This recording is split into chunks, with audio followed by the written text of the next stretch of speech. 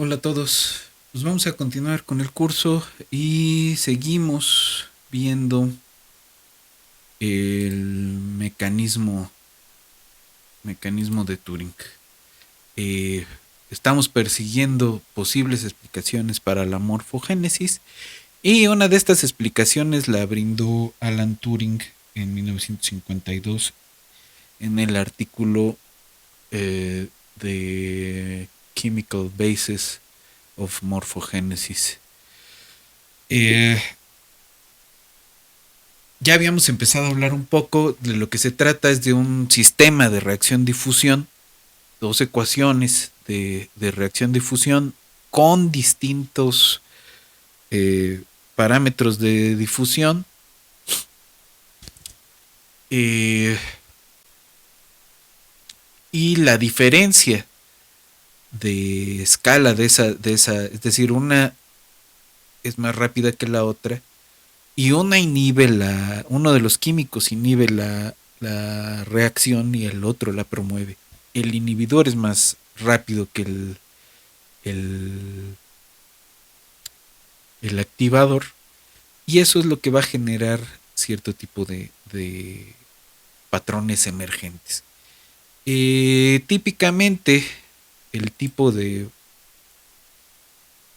el tipo de patrón que nos vamos a estar encontrando es el siguiente, ¿no? Podemos tener espirales, motas o rayas. Pues vamos a ver un poco de un análisis bastante somero de dos casos de la ecuación, un poco para tratar de explicar de qué va el mecanismo que propuso Turing. Eh, pues vamos a suponer primero que tenemos un estado estacionario y homogéneo. Es decir, tenemos difusión cero y tenemos un estado estacionario del sistema de reacción. A partir de ahí vamos a dar una serie de condiciones que debe cumplir el sistema para que ese equilibrio homogéneo sea, se inestabilice bajo ciertas condiciones. En principio es estable y se va a inestabilizar bajo ciertas condiciones de los parámetros. Luego de eso, quiero ver un par de implementaciones. Una usando reacción-difusión, ¿no?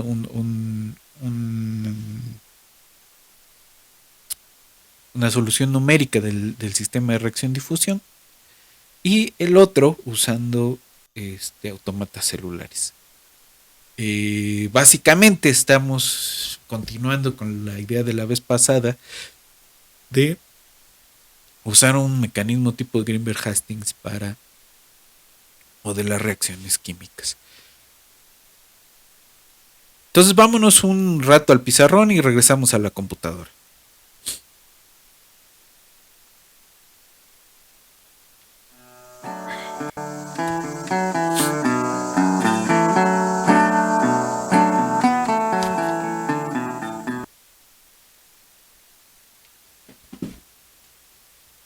Entonces, pues vamos a ver. Teníamos el siguiente sistema.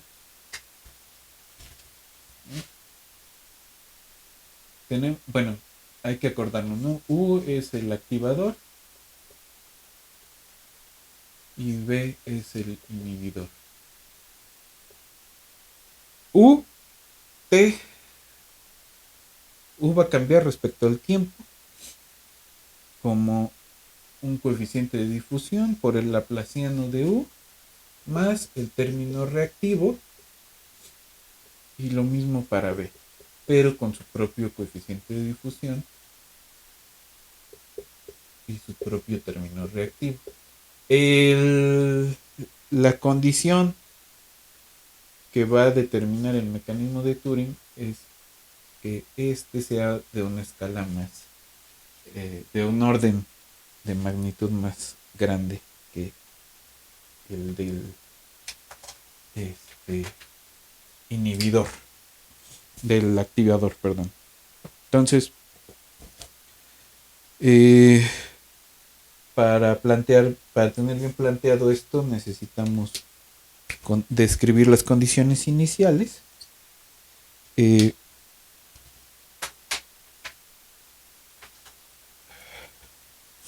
que pues van a ser funciones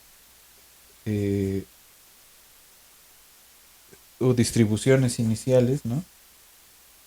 Que podemos llamar U0 de XY y B0 de XY, ¿no? Estas son distribuciones iniciales al tiempo t0. Y esto con X y Y en cierta región del plano.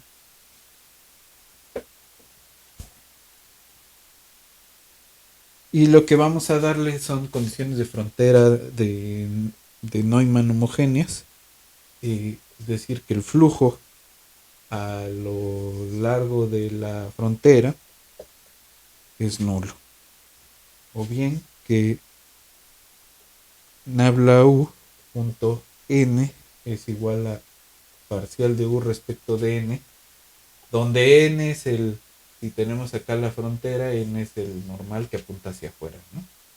Este es igual que esto y esta, vamos a llamarle, perdón, bn, y lo que vamos a tener es que un es idénticamente igual a bn y esto es idénticamente 0, ¿no? Eso significa que el flujo se va a anular en la frontera. Ahora, primero vamos a irnos hacia una condición homogénea donde D1 y D2 van a ser 0 los dos, ¿no? Entonces D1, D2 igual a 0. Y supongamos que bajo estas condiciones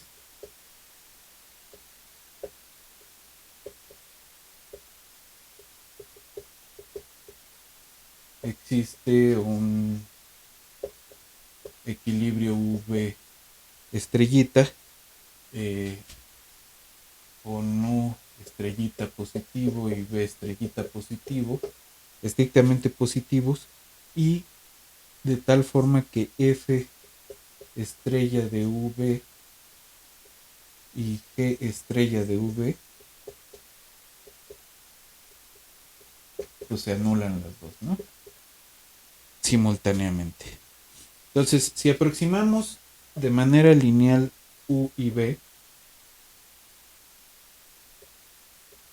pues hacemos el desarrollo de alrededor de U estrella B estrella.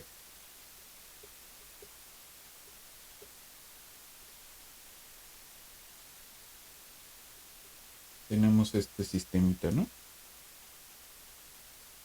Es decir, la jacobiana del sistema.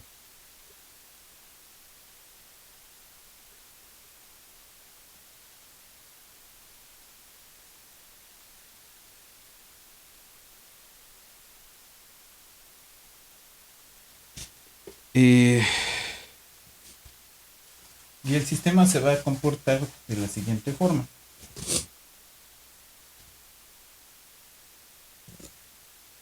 Tenemos la línea de color azul va a representar a la G igual a 0, ¿no? Va a ser una cosa así, va a crecer, perdón. Y podemos pintar una línea en color verde que represente a la F igual a 0.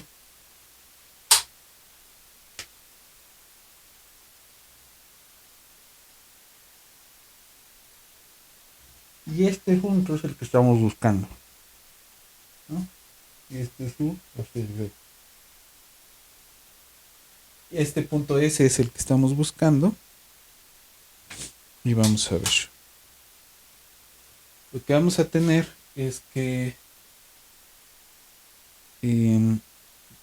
vía lo que queremos estudiar es la estabilidad del sistemita, ¿no?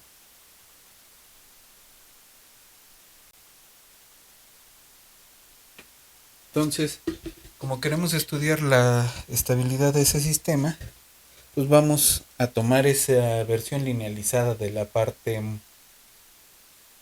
reactiva y vamos a meterlo como discretización como linealización de nuestro sistema de reacción-difusión, ¿no? La parte difusiva es lineal, pero la parte de la reacción es la que es no lineal y entonces la tenemos que aproximar con la jacobiana, ¿no? Ahora,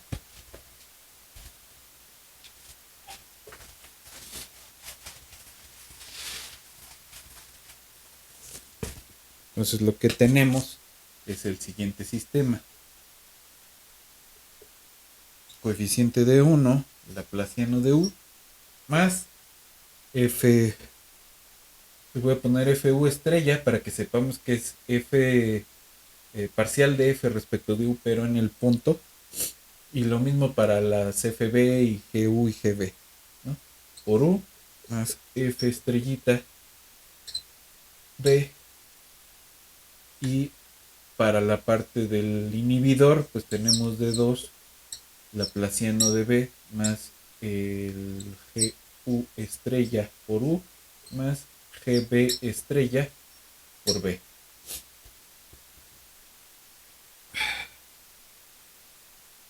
Ahora vamos a suponer que U de X, Y, T y B de X, Y, T se pueden descomponer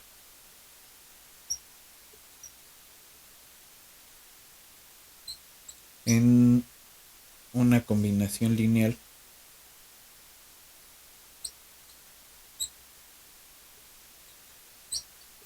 infinita, ¿no? Es una serie de términos de la forma E a la lambda T menos I por K punto R, donde R pues es XY y K es el vector de número de onda.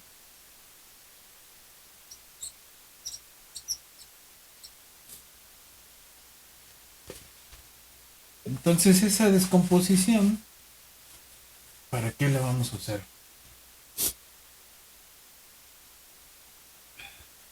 Pues vamos a tener que el punto es estable, el punto de equilibrio del sistema homogeneizado es estable siempre que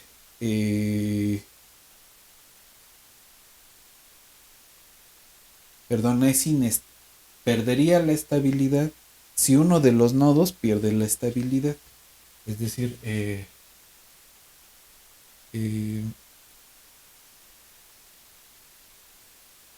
si el punto es estable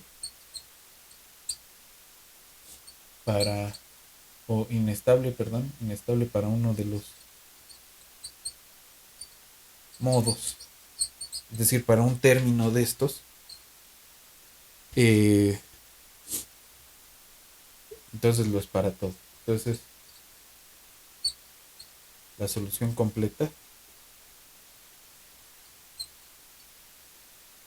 lo es, ¿no? Es inestable en ese punto.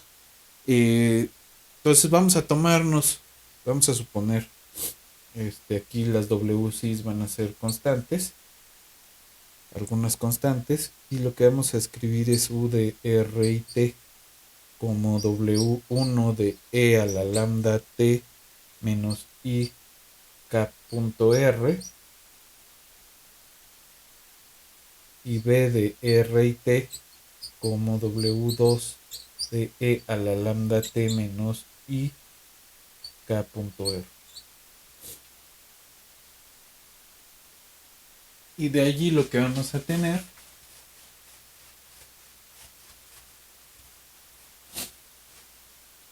es que lambda W1 o omega 1 es menos D1 por K2 W1 más F estrellita U por omega 1 más F estrellita B omega 2 y lo recíproco para el omega 2 o W2 D2 K2 omega 2 más G estrellita U omega 1 más G estrellita B omega 2.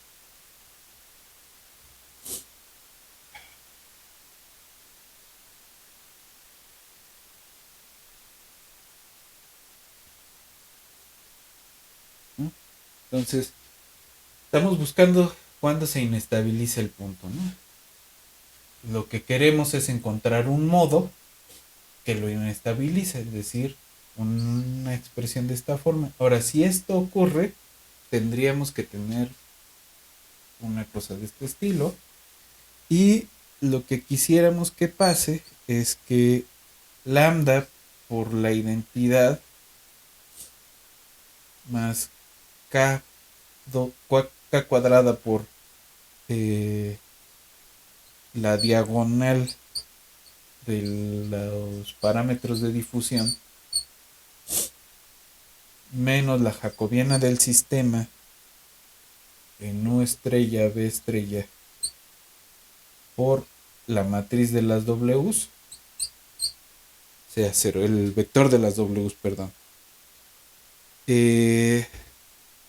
Este es pues es este sistemita, ¿no? Ese sistema tiene solución no trivial si y solo si el polinomio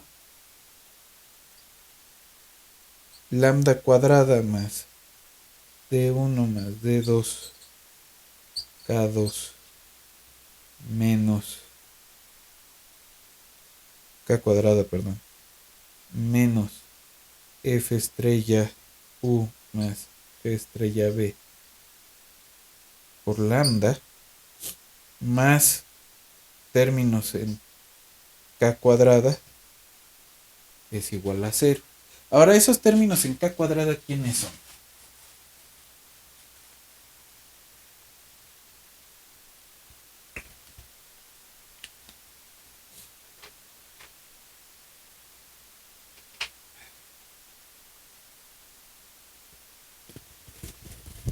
La delta de K cuadrada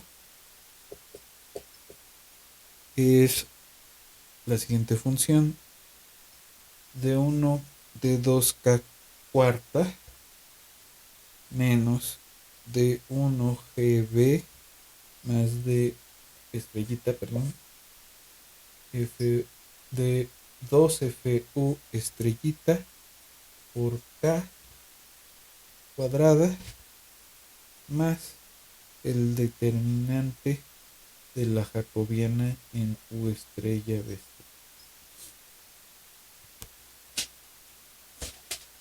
A esta de aquí se le llama la relación de dispersión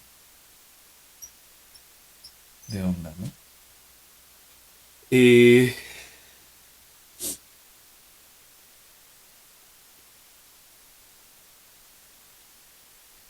Ahora, vamos a tener un modo inestable siempre que se cumpla alguna de dos condiciones.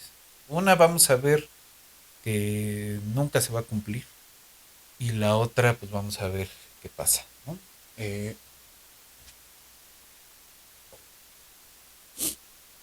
Lo que queremos es que exista K cuadrada tal que pase una de dos cosas.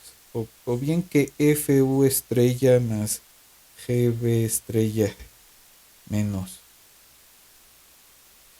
D1 más D2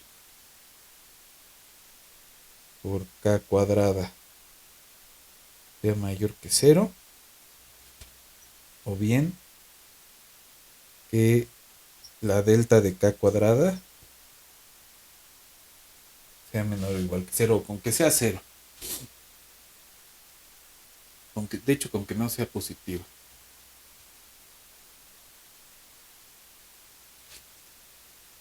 Sí, no podría ser menor que cero, ¿no? Por el cuadradito. Entonces, este no va a ocurrir porque en principio FU, el sistema alrededor de U estrella B estrella, el sistema de reacción es estable. Entonces, vamos a ver cuándo se anula esa delta de K cuadrada, ¿no? Entonces, cuando esa delta de K cuadrada se anula, nos va a garantizar que el punto pierde la estabilidad en el sistema de reacción-difusión y entonces vamos a tener patrones, emergencia de patrones. Ese es en esencia el mecanismo de Turing.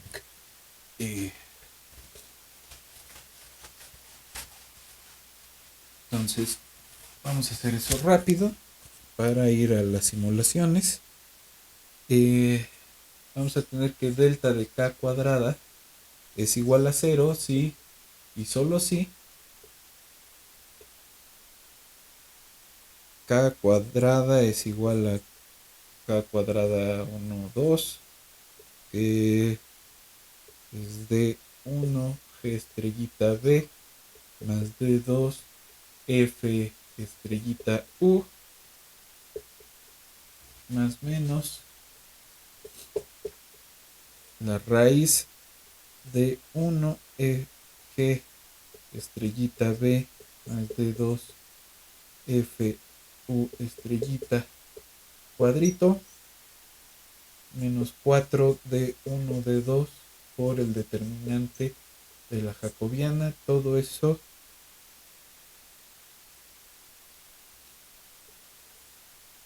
todo esto por 1 sobre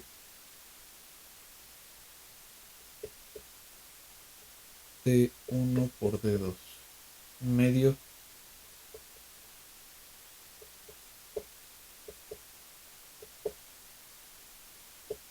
D1 D2.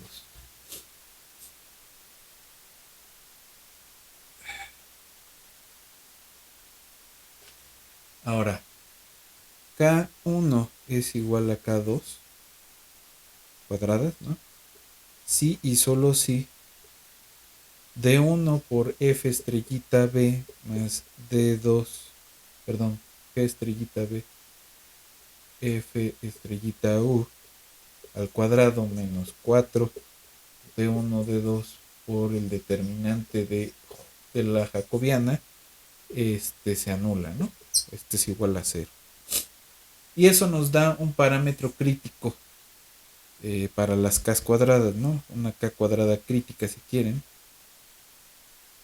que justamente es donde eso se anula. D1 G B estrellita más D2 FU estrellita sobre 2 D1 D2 y esto positivo. Este de aquí va a ser un parámetro de bifurcación. Es decir, va a cambiar la estabilidad del punto de equilibrio homogéneo que supusimos que existe.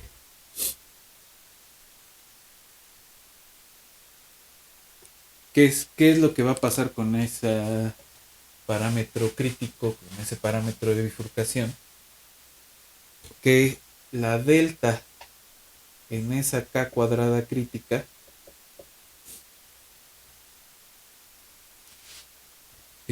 se va a anular en su derivada. Y la segunda derivada de esa K cuadrada pues siempre es 2 por D1 d dos. Y esto es siempre positivo porque los dos parámetros D son positivos. Entonces, delta alcanza un mínimo global en K cuadrada crítica.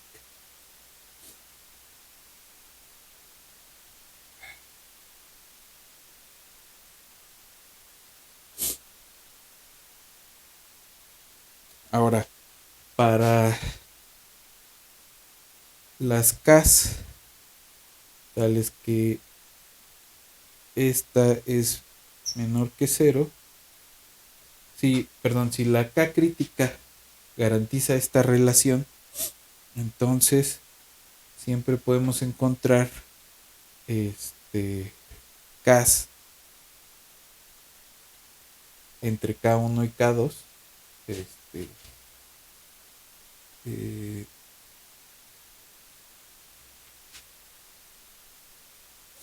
tales que el, el, la lambda relacionada sea positiva, ¿no? Si la delta de K cuadrada es negativa, entonces la parte real del valor propio que nos interesa pues es positiva, y entonces las perturbaciones van a crecer con T, y el estado, la perturbación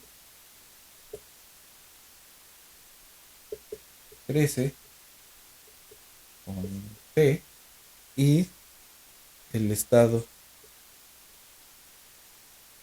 estacionario pierde estabilidad.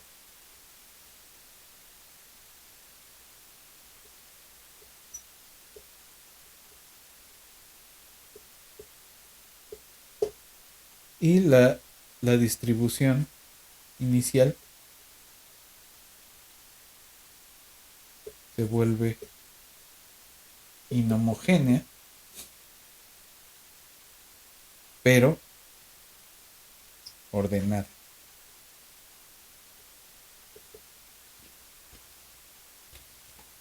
Es un desmadre organizado. Entonces, ese es en esencia el mecanismo de Turing. El, el juego entre activador e inhibidor producen esta dinámica de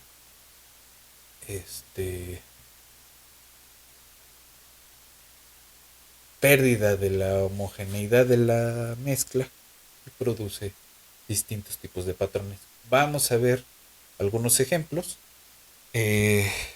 Vamos a ver dos ejemplos del Sayama y vamos a ver uno de NetLog. Entonces vamos a la computadora otra vez.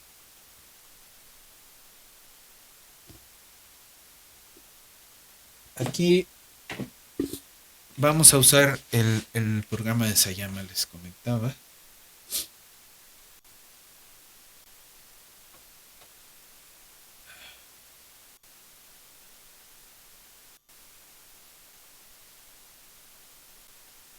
Okay.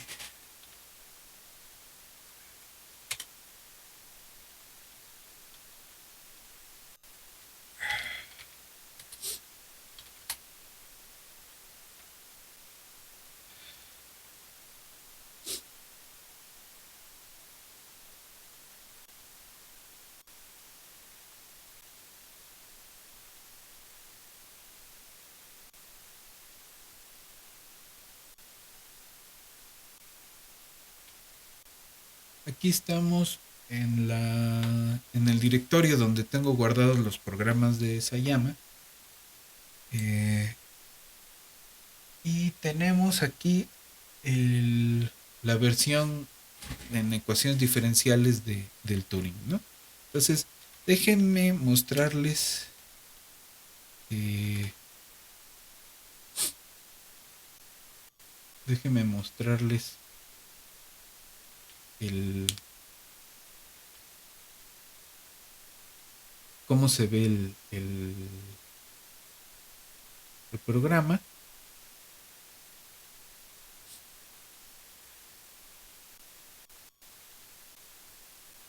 lo tenemos por aquí.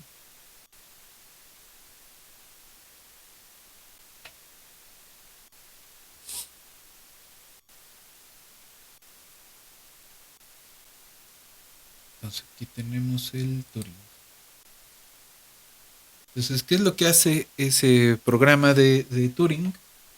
Otra vez les recuerdo, este sistema lo que hace es separar en tres eh, elementos en la simulación del sistemita: observar, actualizar, inicializar, observar, actualizar. Y lo que realmente nos interesa es la actualización, ¿no? Pero vamos a ver.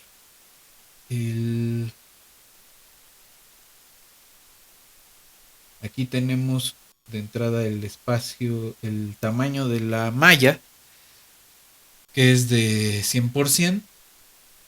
La resolución del espacio es, suponiendo que el omega que estamos agarrándonos es el cuadrito 0,1 por cruz 0,1, y la resolución de la parte temporal es 0,02, ¿no? Eh, Aquí los coeficientes de difusión son pequeños, ¿no? Y estos parámetros van a ser 1, menos 1, 2, menos 1,5, 1 y 1. ¿Cómo se ve el sistema?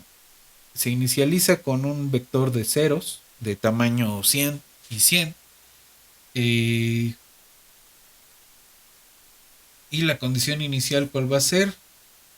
1 más una cosa uniformemente distribuida entre 0,3 y 0, entre menos 0,3 y 0,3, que es un pequeño ruido en ambas condiciones, ¿no?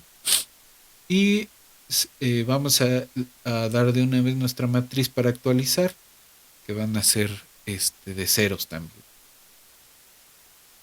¿Qué es lo que vamos a observar? Pues cómo cambia U y B con sus matrices siguientes.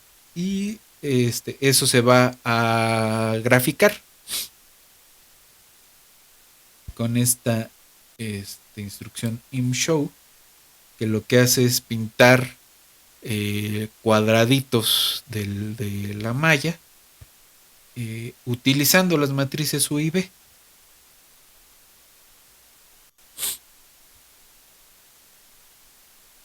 Los va a pintar de distintos tonos. Ahora, o del tono que correspondan a eso, ¿no? Entre 0 y 2. Esta es la función de transición de estado. Y lo que estamos haciendo es resolver la ecuación linealizada con el laplaciano, ¿no? Se hace esta aproximación lineal del laplaciano para U y para B, y lo que tenemos acá es la aproximación lineal de la parte reactiva. Ok, y este es el tamaño de paso de lo que va a enseñar el sistemita. Entonces vamos a ver qué es lo que va a hacer.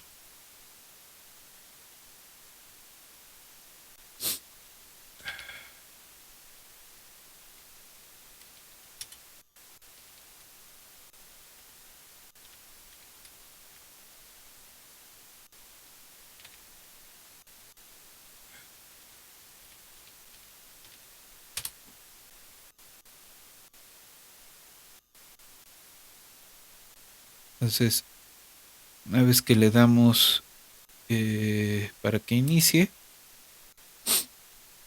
tenemos esta ventanita, que es donde vamos a ver la simulación.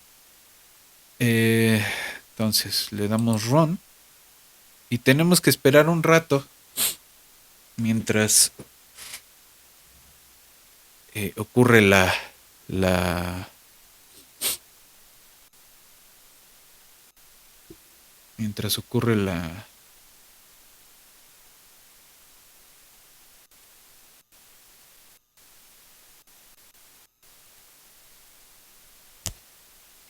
reacción, ¿no? El, si se fijan, empiezan a verse ya algunas motas de color más claro. eh, y esos van a ser los patrones de Turing de nuestro sistema de reacción-difusión, ¿no? Básicamente lo único que se está haciendo acá es jugar con esos dos parámetros de uno y de 2 y observar el tipo de reacción que se va teniendo. Ahora, habría que jugar un poco más con esos dos parámetros para ver qué otro tipo de patrones podemos formar. Eh, es un proceso que se va tardando, ¿no? Apenas empiezan a ver los primeros patrones y llevamos 1300 pasos.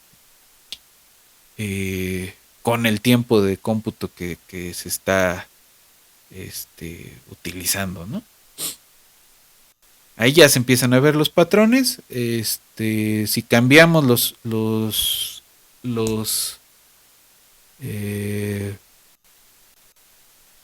las constantes de difusión, tendremos otro tipo de patrón. Pero si no respetamos esa proporción entre D1 y D2, podríamos perder.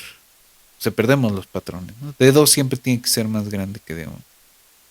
Pues ahí está. Ok. Eh,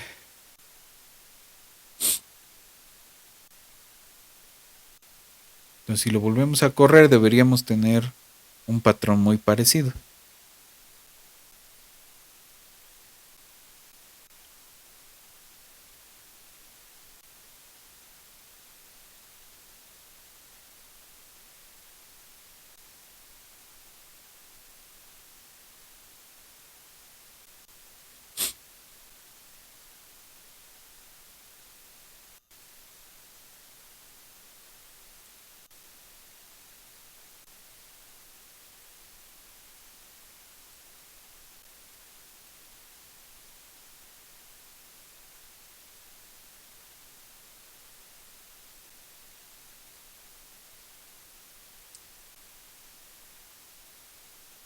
Y ahí ya podemos empezar a ver el cómo va otra vez surgiendo el patrón. Realmente no hay mucho más que acelerarle a se va a volver a tardar unos 1300 pasos. De hecho, no estamos viendo todos los pasos, ¿no? Estamos viendo de 50 en 50. eh, y ahí están de nuevo. Son motas, ¿no? Entre líneas.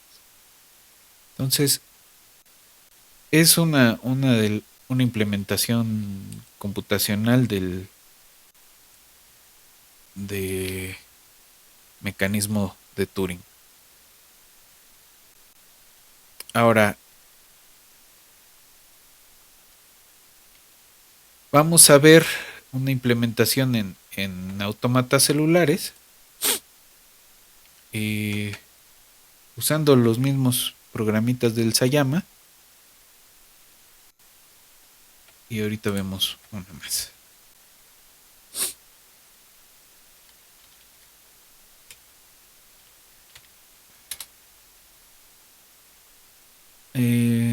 Entonces,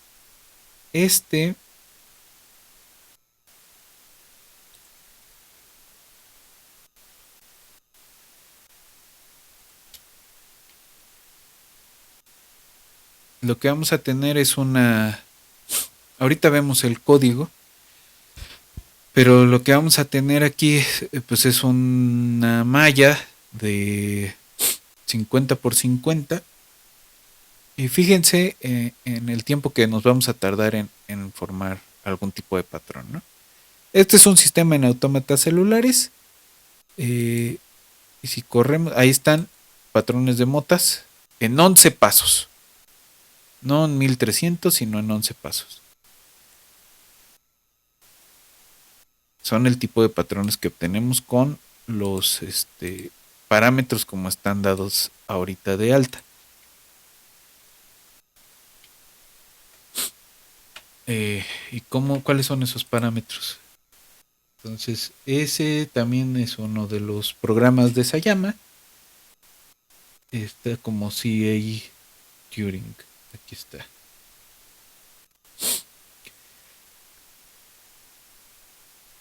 Entonces, lo primero que podemos modificar es el tamaño de la malla, ¿no? Pongamos 100%. Si lo guardamos y lo volvemos a ejecutar, de este lado,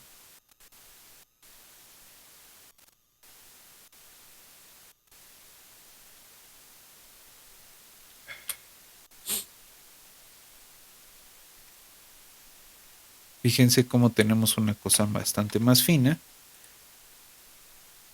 pero converge rapidísimo, ¿no? Sigue convergiendo rapidísimo a motas. Y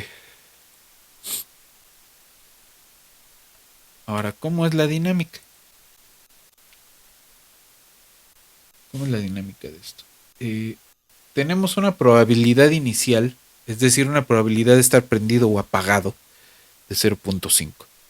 Y tenemos estos parámetros RA, RI, WA, WI,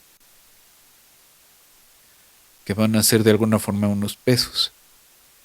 Y esencialmente el inicializador es como el de cualquier modelo en autómatas celulares. Tenemos estado 1, estado 0. Y ya, ¿no? Ese lo asignamos inicialmente dependiendo del init prop y un pseudo aleatorio que lanzamos. Y para observar, pues simplemente vamos a pintar la matriz que representa la matriz de estados, pues, de este sistema. Y cómo es la dinámica. Tenemos el estado actual, que es este config XY.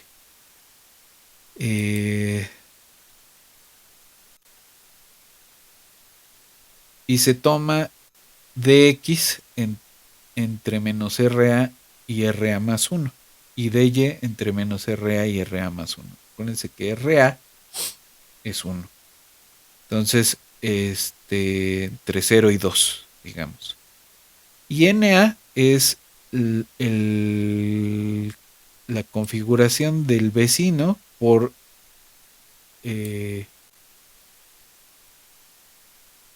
y la combinación de los vecinos, ¿no? La configuración de los vecinos. Y NI, este es RI, ese son RI era 5. Entonces nos estamos tomando entre 4 y 6 todos los vecinos, ¿no? Es la forma de pedir el estado de los vecinos.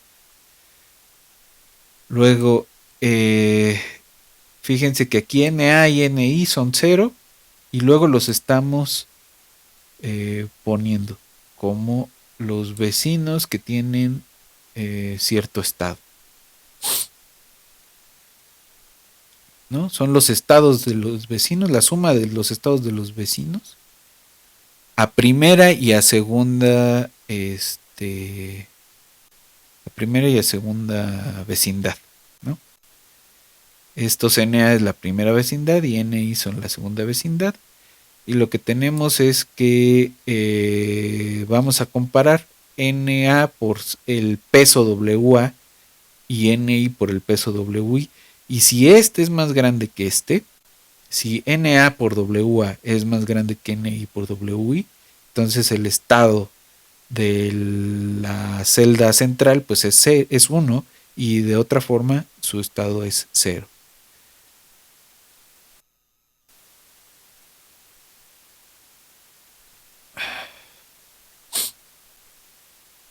Ahora si cambiamos estos dos, Digamos, este lo ponemos como 0.5. Sigue siendo más grande que WI, pero pues vamos a ver si en algo cambia.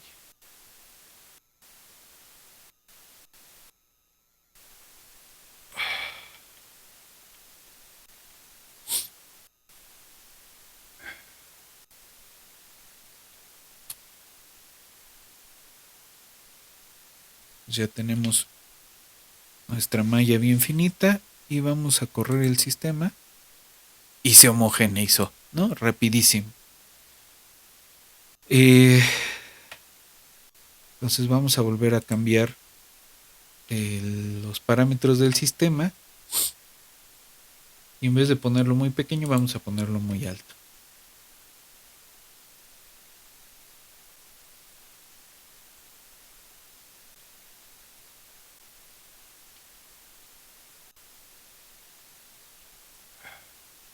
Y ahí está. Aquí formamos otro tipo de patrón. Entonces va a depender de ese juego el, el, el cómo estamos, el qué tipo de patrón vamos a formar. Ahora vámonos a ver uno parecido a este en NetLogo.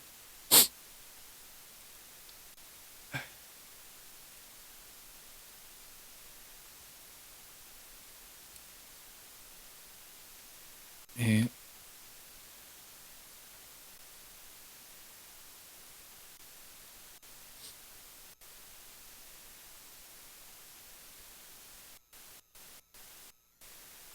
entonces, este es un modelito que viene en la parte de biología, en los ejemplos de biología, y que se llama FOR.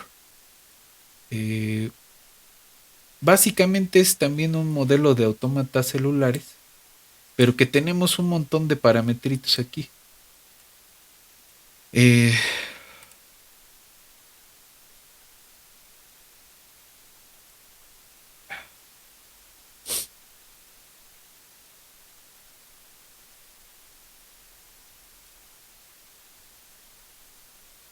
y básicamente es la misma idea. Tenemos una vecindad a primeros vecinos y una vecindad exterior. Tenemos una densidad inicial de blancos, que podemos ponerlo a la mitad, y una tasa, ¿no? Eh, ¿Qué es lo que va a pasar? En este caso, pues tenemos que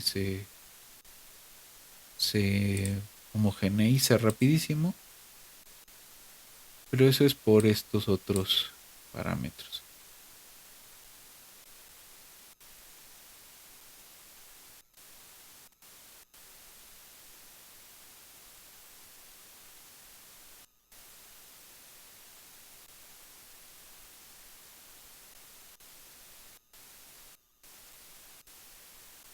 ¿No? Ahí está. Esa es la versión que homogeneiza. Si aumentamos el radio exterior, se homogeneiza para el otro lado. Entonces vamos a bajarle a 4.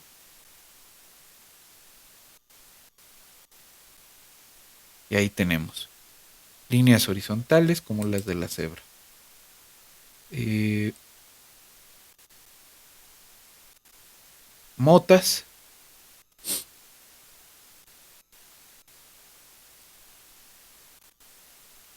líneas verticales, ¿no? Entonces tenemos distintos tipos de patrones en este mismo sistema. Vamos a ver qué es lo que estamos observando. Este es un código bastante más complicado de los que hemos estado viendo. Eh, Aquí el, tenemos vecinos exteriores y vecinos interiores, eh, que realmente son elipses con esos radios X y Y. Eh,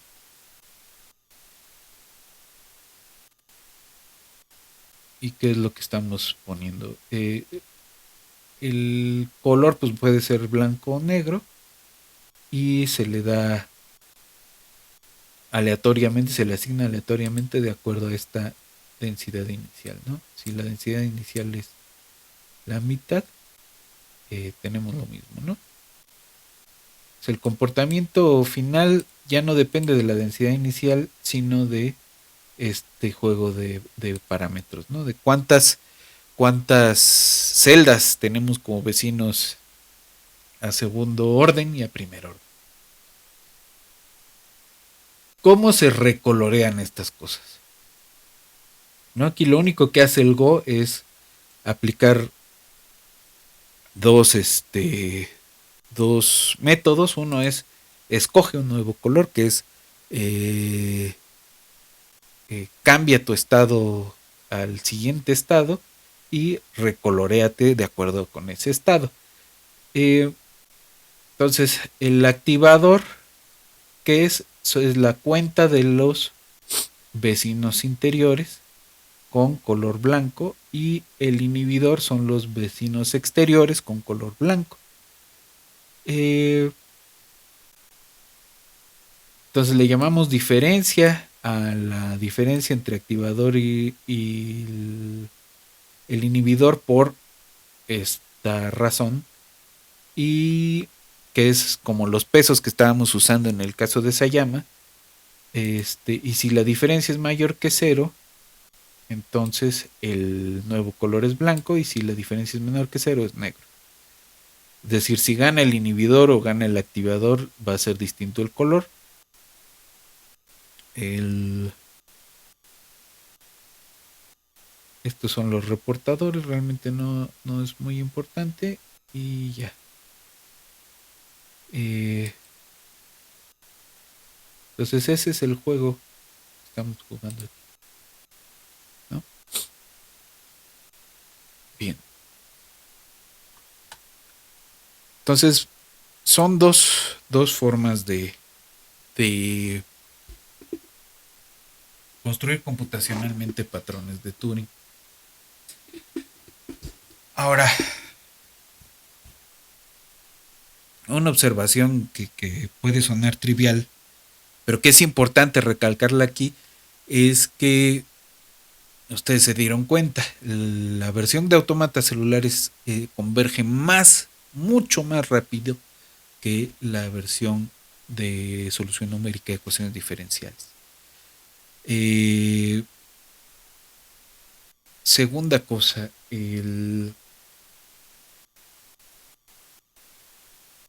podemos pensar que si de esa forma pudimos construir patrones parecidos a las pieles de ciertos animales, eh, entonces se corresponde a ese a un mecanismo realista. Pero no necesariamente. Eh, Estos morfógenos de los que habla Turing, de los que hablaron antes otras gentes y después, eh, realmente se han reportado muy pocas sustancias que funcionen con ese mecanismo de Turing. Sustancias morfogenéticas que funcionen con ese mecanismo de Turing y que estén involucradas en la formación de patrones, ¿no? Eh, pero hay una rama interesante en el estudio de estos mecanismos y que es la parte del desarrollo, ¿no? Es decir, si ustedes corren un mecanismo de estos en una superficie, pues tienen otro tipo de comportamiento. Y si esa superficie cambia su tamaño, podría cambiar el tipo de patrón, como ocurre con ciertos animales. Esto lo han tratado de estudiar utilizando cambios de tamaño que involucren cambios en la curvatura. Hay quienes creen, Faustino Sánchez Garduño es uno de ellos, y Rafael Barrio del Instituto de Física es otro, que estos cambios en la curvatura de la superficie, donde está ocurriendo el proceso de reacción-difusión de los morfógenos, puede estar llevando a cambios en los patrones. Ahora, no, el problema aquí es no cualquier tipo de transformación en una superficie que cambie la curvatura va a llevar a cambios del proceso morfogenético. ¿Por qué? Porque hay cambios en la curvatura que son lineales. Y lo que tendríamos que estar buscando son cambios no lineales. Es decir, si nada más estamos inflando una esfera, lo único que está pasando con la curvatura es que está creciendo en la dirección radial. Pero si deformamos la esfera haciéndole un embudo en algún lado, o le hacemos un agujero, que digo, los agujeros no ocurren mucho en la naturaleza, pero bueno, entonces estamos cambiando de otra forma la curvatura. Es más complicado computacionalmente, pero me parece que el camino para obtener otro tipo de cosas, ¿no? Las deformaciones continuas, aunque son interesantes, computacionalmente son más o menos sencillas de implementar. Realmente geométricamente no se está haciendo mucho. La curvatura está cambiando, pero está cambiando de una forma que la topología de la superficie no ofrece nada distinto, y por supuesto que los patrones simplemente van a estar escalados. Entonces, hay bastante trabajo todavía abierto en este campo de reacción-difusión y de mecanismos de Turing, aunque hay un buen cúmulo de críticas a este acercamiento que podrían no estar completamente erradas, ¿no? Entonces, en la siguiente sesión quiero empezar a ver un poco de otro tipo de formas de la naturaleza que exhiben cierta fractalidad, y el uso de fractales como herramienta de posibles estudios de posibles mecanismos de estas cosas. Hay que decir también que los fractales pues, son una abstracción. No hay fractales matemáticos en la naturaleza. Hay fenómenos que exhiben fractalidad y que podemos aproximarnos a ellos con el uso de fractales. Entonces necesito ver un poco de la herramienta teórica de los fractales y luego veremos algunos ejemplos ya con la computadora, ¿no? Entonces nos vemos en la siguiente sesión. Hasta pronto.